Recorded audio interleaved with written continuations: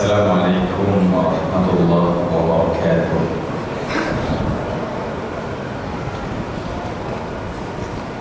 A'udzu billahi minasy syaithanir rajim. Bismillahirrahmanirrahim. Alhamdulillahilladzi hadana li hadza wa ma kunna linahtadiya laula an hadana Allah. Man yahdihillahu fahuwa muhtad wa man yudlil falan tajida lahu waliyyan mursyida. Salatan wa salaman daimain mutalazimain ila habibina wa syafi'ina sayyidina Muhammadin wa ala alihi wa sahbihi wa man ihtada ila yaumiddin. Rabbi shrah li sadri wa yassir li amri wa hlul 'uqdatam min lisani yafqahu qawli. Subhanaka la ilma lana illa ma 'allamtana innaka antal alimul hakim wa antal jawadul karim. La haula wala quwwata illa billahil aliyyil azim. La haula wala quwwata illa billahil aliyyil azim. La haula wala quwwata illa billahil aliyyil azim. Wa ba'd. Pertama sekali terima kasih saudara saya, saudara Jai, yang membuka laluan duduk-duduk kita dalam majlis ilmu pada menjelang zuhur ini. Seterusnya kepada semua, kepada barisan para imam, para ustaz, guru-guru, tuan-tuan guru, dan pastinya yang sangat istimewa adalah sidang hadirin hadirat, para tetamu Allah yang dipilih daripada begitu ramai hamba-hambanya untuk menjadi tetamunya. Dan semua ini adalah kerana inayah, kerana hidayah, kerana taufik daripada Allah Subhanahu wa ta'ala. Dan marilah kita jangan lupa untuk mendatangkan perasaan syukur yang tidak terhingga-hingganya kepada Allah Subhanahu wa ta'ala, kerana menurut Imam Ghazali, manusia itu payah nak bersyukur. Manusia ni dia ada satu tabiat, dia payah nak syukur, dia payah nak terima kasih. Dan manusia ni biasanya dia pandai syukur, tahu terima kasih apabila nikmat itu hilang. Selagi nikmat itu ada dalam genggaman, dia tidak akan pandai syukur. Sebab itu Rasulullah menyebut dalam hadis yang sampai kepada kita dalam riwayat Imam Al-Bukhari, Rasulullah SAW menyatakan bahawa law kana libni Adam wadiyani min ma'lin labtigha thalithan wa la yamla'u juffa ibn Adam illa turab fayatullahu 'ala man tab. Rasulullah SAW menggambarkan pada manusia ini, sekiranya seorang manusia itu dikurniakan kepadanya dua wadi yang dipenuhi dengan harta.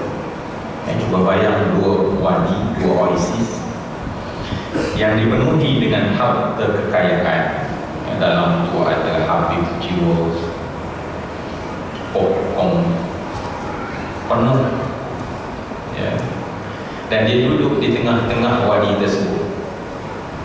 Agak-agaknya adakah dia jadi seorang hamba yang sujud syukur berterima kasih kepada Allah? Nabi kata tak. La bertira taditan. Dia tengok wadi yang ketiga yang kosong dengan berharap dan mengharapkan bahawa wadi itu juga penuh dengan emas dan jadi milik dia. Kerana manusia tidak pernah syukur apa yang dia ada dan akan jadi tawar kesyukurannya bila dia tengok nikmat yang dia tak dapat. Ini masalah besar manusia. Kita pakai kancil, Masya Allah, ya, pakai kancil, ya. Masya Allah. Tapi kalau yang memotong kita adalah rotan wajah, Masya Allah, kocik rasa kancil kita. Pakai pula wajah, ya. Adakah syukur? Syukurlah. Orang Melayu ni dia kalau ada lam, ada juga, maknanya tak apa syukur. Bukan tak syukur, syukur juga, kan? Potong pula, Masya Allah, Mercedes, kecil, rasa tawa, rasa aircon, rasa macam tak sejuk. Kenapa? Sebab memang macam tu. Bagilah apa sekalipun manusia, dia kata Nabi. Cuma ada satu benda saja yang bila masuk dalam rongga manusia, baru manusia dia tahu untuk puas. Ada satu benda, kita ni terdiri daripada rongga-rongga, yang kita bukan daripada solid, ya. Kalau kita ketuk ni ada kosong dalam ni, ya. Semuanya penuh dengan kosong-kosong. Ini rongga, kata Nabi. Dan sesungguhnya rongga-rongga ini bagi anak Adam tak pandai puas, melainkan kata Rasulullah, masukkan ke dalam rongga tersebut tanah. Masuk dalam rongga tersebut tanah. Saat itu baru dia tahu kereta Proton tu cukup. Baru dia tahu bahawa rumah flat kita tu okey, sangat-sangat dah. Baru dia tahu bahawa pendapatan sebanyak itu cukup dah. Sebab itu Rasulullah SAW berkata, bertaubatlah kepada Allah Subhanahu Wa Taala, Allah yang menerima taubat. Faitullah. Bertaubatlah kepada Allah, Allah yang menerima taubat. Semua yang saya hormati dan saya kasih sekalian, Imam Ghazali kata, terhadap nikmat-nikmat dunia ni, manusia dia payahkan syukur. Yang nikmat itu kategorinya adalah hissi. Hissiyun. Hissi adalah benda yang kita boleh pegang, kita boleh tengok, kita boleh dengar, kita boleh rasa. Ini disebut sebagai nikmat hissi. Dan nikmat hissi yang begitu orang boleh nampak, tetapi tak ramai manusia yang syukur pada Allah. Tak ramai. Berapa orang yang bersyukur pada Allah? Bangun hari, ya Allah, syukur aku masih hidup. Berapa ramai orang yang sihat, bersyukur pada Allah, aku masih sihat. Berapa ramai orang yang syukur kerana punya keluarga. Berapa ramai, tuan-tuan? Tak ramai. Tetapi ada satu lagi nikmat, yang nikmat itu kategorinya adalah bukan nikmat hissi, bukan boleh dipegang, bukan boleh dilihat, bukan boleh didengar, bukan boleh disentuh dan dirasa. Tetapi nikmat tersebut ada dalam bentuk maknawi.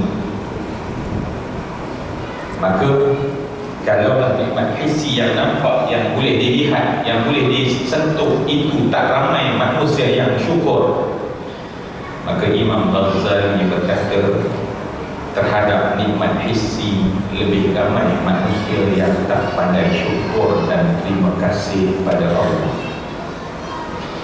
Tak ramai orang yang kerana di Islam dia menangis seperti Sayyidina Umar ibn al-Khattab ibni Naufal ibni Abdul Uzza ibni Riyah ibni Abdullah ibni Qurtib ibni Razah ibni Adi ibni Ka'ab ibni Lu'ay ibni Ghalib ibni Fihr Al-Quraisy Al-Adawi.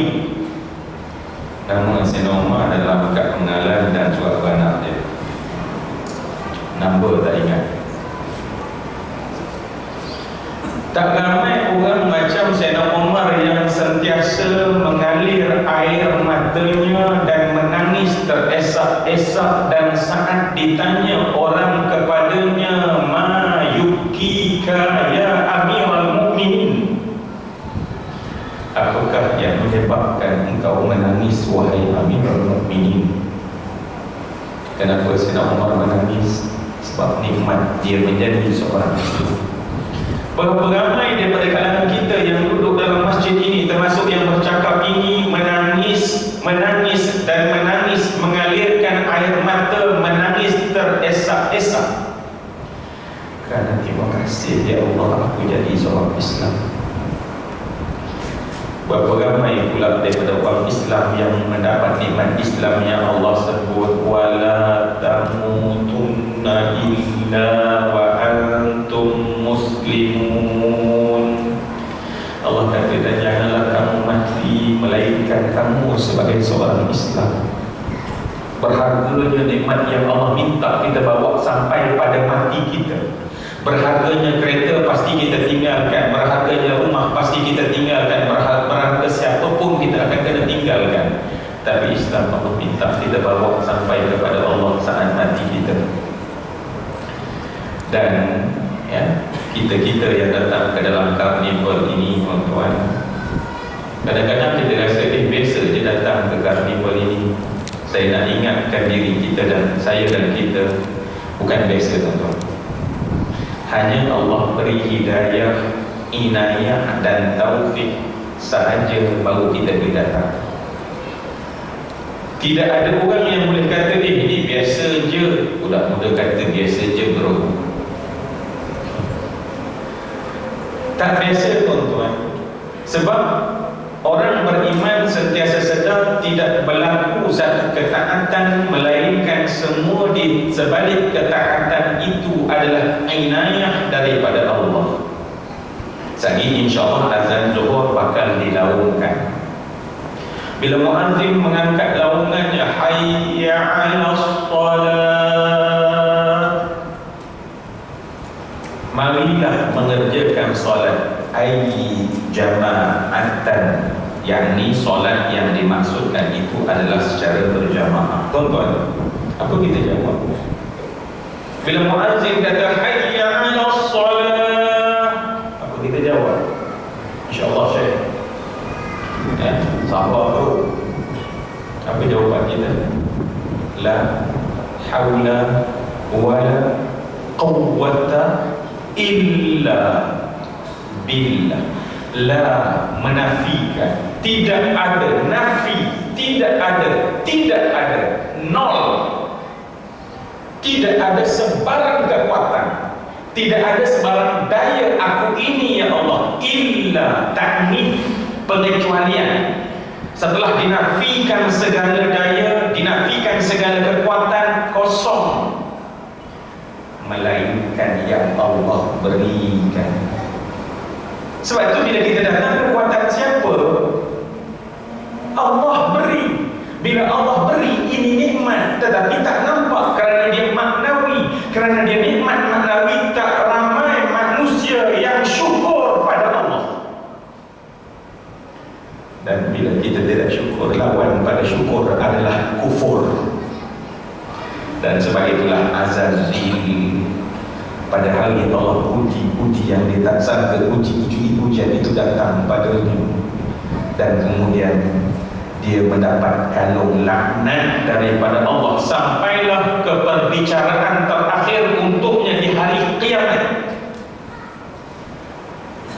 Dan kemudian kita tengok kenapa, apa sebab sampai Azazil daripada hamba yang taat kepada Allah, yang tunduk pada Allah, tetapi sekarang sedang dipakaikan kalung laknat kepadanya. Sehingga dikatakan bahawa saat akhir makhluk yang dibicarakan di padang mahsyar adalah iblis.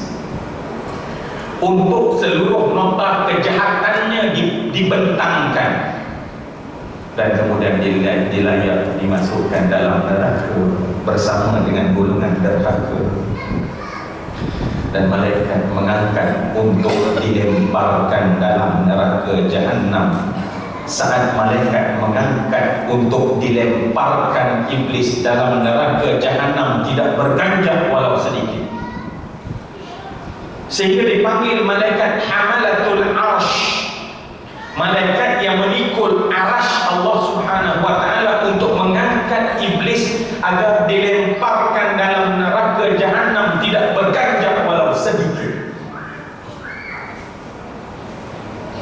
Sehingga malaikat berjumpa dengan Allah, dan Allah menyatakan, bagaimana mungkin kamu mampu mengangkatnya, sedangkan terkalung pada dirinya laknatku yang sangat berat, kata Allah. Laknat itu dipakaikan oleh Allah dan sangat berat, dan kemudian diangkat dan terbenam ke dalam neraka Jahannam. Kenapa iblis? Apa masalah iblis? Baca dalam tafsir tuan-tuan, kita akan jumpa kalimah iblis ini a'lamuhum wa ajhaduhum. A'lam wa ajhad, paling alim di kalangan malaikat, ajhad paling bersungguh.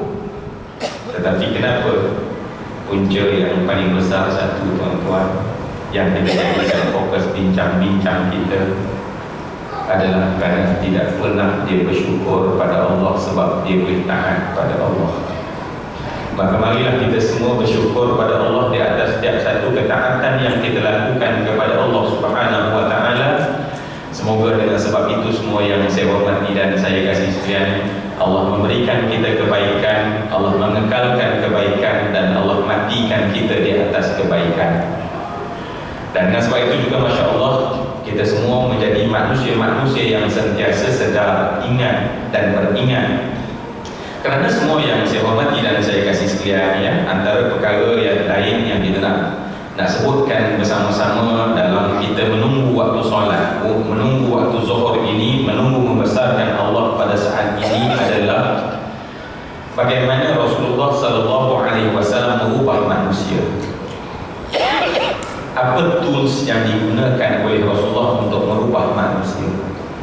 Sebab Rasulullah datang kepada orang-orang ketika itu bangsa Arab yang dikenali sebagai Arab Jahiliyah, bukan Arab sekarang.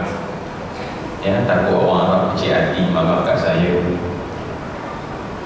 Orang Arab Jahiliyah, orang Arab Jahiliyah yang kita tahu sendiri bahawa mereka adalah pemakan bangkai. Kata orang Negeri Sembilan, menghabiskan boreh. Tetapi bagaimana manusia yang macam tu tidak nampak nilainya, tetapi Rasulullah datang kepada mereka, Rasulullah suntikkan sesuatu sehingga mereka kemudian menjadi kuasa besar dunia yang bertahan bukan calang-calang masa tetapi ratusan tahun dan berkurun lamanya.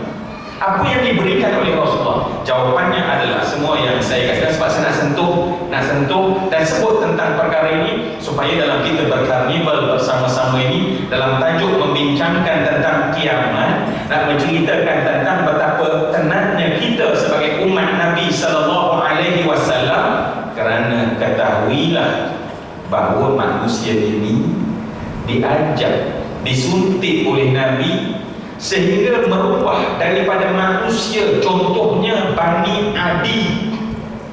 Ya. Tadi saya bacakan keturunan Sayyidina Umar itu, kita dengar di hujung telinga kita Al-Adawi, dia adalah Bani Adi. Dan Bani Adi adalah satu bani pertengahan, tidak terlampau mulia dan tidak terlampau rendah. Tetapi Bani Adi ini semua yang saya kasihkan, dia ada tabiat kaumnya. Apa tabiat kaumnya? Membunuh anak perempuan sendiri. Ya, sejarahnya panjang kalau kita cerita bagaimana dalam tafsir dan dalam sirah menceritakan sejarah panjang bagaimana Bani Adi membuat keputusan untuk membunuh anak perempuan sendiri. Walaupun Sayyidina Umar bukan orang yang membunuh anak perempuan. Ya, ini kadang-kadang ada dia cerita tambah-tambah tokok-tokok sikit-sikit, tambah ajinamoto tambah sikit. dan kata Sayyidina Umar bunuh anak perempuan. Sayyidina Umar tidak pernah membunuh anak perempuan, tetapi Bani Adi membunuh anak perempuan. Saya nak cerita bagaimana Bani Adi yang kasar, ya, sebab kesnya adalah isteri dia orang ditawan dalam medan perang. Bila dia merdekakan, para isteri tak nak kembali kepada Bani Adi. Mereka lebih rela ditawan daripada merdeka menjadi suami isteri kepada orang Bani Adi. Maka ketika itu, ya, pemuka Bani Adi bersumpah untuk membunuh, menunjukkan kemuliaan mereka pada saat itu. Cuma kita lihat dalam sejarah bagaimana Rasulullah SAW berhadapan dengan pattern manusia yang tahapnya adalah membunuh anak perempuan sendiri. Tetapi bila Rasulullah suntikkan dengan tarbiyah yang betul, lahir pemimpin macam Sayyidina Umar. Pemimpin Sayyidina Umar selalu sebut perkataan apa dia tuan-tuan? Kata Sayyidina Umar, sekiranya seekor anak kambing mati di sungai Furat atau Tigris, Umar akan ditanya oleh Allah, kenapakah anak kambing tersebut mati? Tuan-tuan boleh rasa ada tulan. Saat tidak ada iman dalam hati, saat duduk di zaman jahiliyah, mereka sanggup bunuh anak perempuan mereka sendiri. Tetapi pada saat mereka telah ditarbiyah, dididik oleh Nabi sallallahu alaihi wasallam, bukan anak perempuan, bukan orang, tetapi kata Sayyidina Umar, sekiranya seekor anak kambing mati nun di sungai Furat, Umar ditanya oleh Allah Subhanahu wa taala. Jadi tuan-tuan, kita nak bertanya, apa yang digunakan oleh Rasulullah, apa tools yang digunakan oleh Rasulullah sampai manusia yang tenat di peringkat awal menjadi umat yang sangat hebat. Apa yang Rasulullah beri kepada mereka? Saya selalu membayangkan bila membaca sirah Nabi sallallahu alaihi wasallam. Bila kita melihat sirah Nabi sallallahu alaihi wasallam dan kita duduk pada kedudukan Nabi, kalau kita nak membetulkan umat pada ketika itu, bagaimana, apa kaedah yang kita gunakan? Sebab mereka bukan duduk dan sampai Nabi, tuan-tuan, bukan sampai pada kita orang Melayu ni. Sebab Nabi kalau sampai pada orang Melayu, saya tak tahu teror mana orang Melayu ni. Kita tak pernah bunuh orang, kita tak pernah bunuh anak kita sendiri. Kita tidak pernah, kalau saya tak suka, pinjam anak benda ni, yang muda tu. Baju tak pinjam.